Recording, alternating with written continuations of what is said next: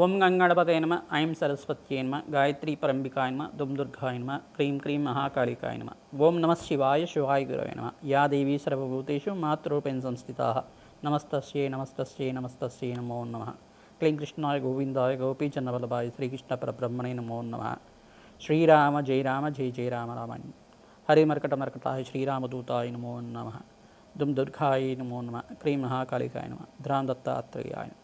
YouTube ప్రేక్షకులకు అందరికీ నమస్కారం అండి. నేను జ్యోతిషం వాస్తు సిద్ధాంతిని పాలపర్తి గురునాథ్ శర్మ.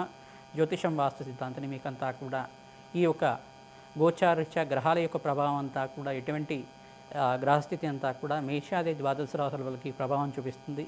మాస ఫలితాల్లో భాగంగా మే నెల మాస ఫలితాలంతా కూడా విశ్లేషణ చేయడానికి మీకంతా కూడా సంపూర్ణంగా విశ్లేషణ చేసి పరిష్కారం చెప్పడం జరుగుతుంది. మే నెల మాసంలో ప్రధానంగా చూసుకుంటే ఈ గ్రహస్థితి అంతా కూడా గోచారీత్యా ఈ రకంగా ఉంది. కన్యారాశి జాతకులకి మే నెల మాసంలో గ్రహస్థితి అనుకూలించాలంటే ఎటువంటి దానాది కార్యక్రమాలు ఆచరించుకోవాలి, ఏ గ్రహాలంతా కూడా అనుకూలిస్తుంది అనేది విశ్లేషణ చేయడం జరుగుతుంది.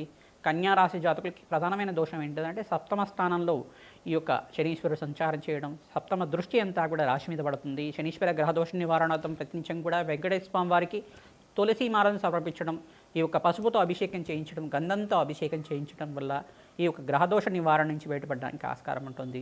ప్రతినిత్యం కూడా తామర పూలతో మహాలక్ష్మీదేవి ఆరాధన చేయడం వల్ల అఖండ ఐశ్వర్య సంపదలంతా కూడా సిరి సంపద అంతా కూడా లభించడానికి ఆస్కారం ఉంటుంది. బంధుమిత్రుల యొక్క సహాయ సహకారాలు లభిస్తూ ఉంటాయి. దూర ప్రయాణాలు చేయడం వల్ల లాభాలు గణిస్తుంటారు. శ్రమ అధికంగా ఉంటుంది. శ్రమతో కూడిన సంపాదన పెరుగుతుంది. ఆకస్మిక ధనయోగ ప్రాప్తి కూడా యోగకరంగా ఉంటుంది. మాసాంతంలో ప్రధానంగా 18, 27 తారీఖు 28వ తారీఖు లోపల మీకు అంతా కూడా మంచి శుభవార్త వినడానికి ఆస్కారం ఉంటుంది. నూతన వ్యాపారంలో పెట్టుబడి పెట్టుకోవడానికి ప్రయత్నాలు చేస్తుంటారు. దూర ప్రయాణాలు చేయడం వల్ల మీకు పుణ్యక్షేత్ర దర్శనాల వల్ల అఖండ లాభాలు గణించడానికి ఆస్కారం ఉంటుంది. ప్రధానంగా నూతన వ్యక్తుల పరిచయం వల్ల కూడా వ్యాపారంలో లాభాలు గణించడం కానీ, ప్రధానంగా మీకంతా కూడా నూతన వ్యక్తుల పరిచయం మాత్రం చేతనే మీకంతా కూడా నూతన ఉద్యోగాలు కూడా లభించడం కానీ జరుగుతూ ఉంటుంది. తద్వారా మీరంతా కూడా ఇటువంటి పరిష్కారాన్ని ఆచరిస్తూ ఉండండి. అఖండమైన శుభమైన ఫలితాలు పొందడానికి ఆస్కారం ఉంటుంది. ప్రధానంగా చూసుకుంటే శుక్రుడు బృహస్పతి కలియికంతా కూడా మిథున రాశిలో సంచారం జరుగుతుంది. కన్యారాశి జాతకులంతా కూడా ప్రతినిత్యం కూడా దత్తాత్రేయ ఆరాధన చేసుకోవడం, దత్తాత్రేయ కవచాన్ని పారాయణం చేయించడం వల్ల రాజయోగ ప్రాప్తి కలుగుతుంది. హనుమత్ జయంతి రోజున విశేషంగా మీరంతా కూడా సింధూరాభిషేకాది కార్యక్రమాలు ఆచరించుకోవడం, వడమాలను సమర్పించడం, మామిడి పండ్లతోటి అరటి పండ్లతోటి స్వామివారిని అర్చించడం మాత్రం చేత అఖండ పుణ్యప్రాప్తి కలుగుతుంది. మన్యసూక్త పారాయణంగా అరటి పండ్లతోటి హోమాది కార్యక్రమాలు ఆచరించుకోవడం వల్ల అఖండ రాజయోగ ప్రాప్తి రావడానికి ఆస్కారం ఉంటుంది. హనుమతే శ్రీరామదూతాయ నమః. ఓం హనుమతే శ్రీరామదూతాయ నమః. హనుమతే శ్రీరామదూతాయ నమః నామాన్ని జపాన్ని ఆచరించండి. రాజయోగ ప్రాప్తి రావడానికి ఆస్కారం ఉంటుంది. ఈ యొక్క కనకదార స్తోత్రాన్ని ప్రతినిత్యం కూడా 3 సార్లు కానీ 5 సార్లు కానీ వినడం కానీ చదవడం కానీ చేయండి. మహాలక్ష్మీదేవి చరిత్రని పారాయణం చేయడానికి ప్రయత్నం చేయండి.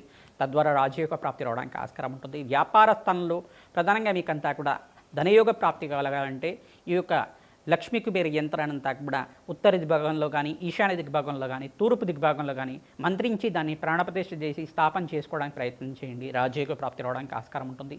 మీ జన్మ జాతకమే ప్రధానమైన జాతకంగా ఉంటుంది, కానీ జాతకరీత్యా ఉన్న దోషాలకి పరిష్కారం చేసుకోవడానికి ప్రయత్నం చేయండి. తద్వారా గోచారీత్యా గ్రహస్థితి కూడా మీకు అనుకూలిస్తుంది. రాజయోగ ప్రాప్తి రావడానికి ఆస్కారం ఉంటుంది. ఎటువంటి గ్రహదోషాలు ఉన్నప్పటికీ కూడా తెల్ల గుమ్మడికాయని కూష్మాండ దానం అని చెప్పేసి అంటారు. బ్రాహ్మణత్వం దానం చేసుకోవడం వల్ల అఖండ రాజయోగ ప్రాప్తి కలుగుతుంది. హనుమత్ జయంతి రోజున విశేషంగా ఆంజనేయ స్వామి వారికి ప్రీతికరంగా మణిసూక్త పారాయణం చేయించడం, బ్రాహ్మణత్వం అంతా కూడా స్వయంపాక దానం చేయడం వల్ల అఖండ కీర్తి ప్రతిష్టలు పెరుగుతాయి. సంఘంలో గౌరవం పెరుగుతుంది. రాజయోగ ప్రాప్తి రావడానికి ఆస్కారం ఉంటుంది. దేవాలయ ప్రాంగణంలో అన్నదానం చేయడం, గోమాత సేవ చేసుకోవడం వల్ల అఖండ రాజయోగ ప్రాప్తి లభిస్తుంది.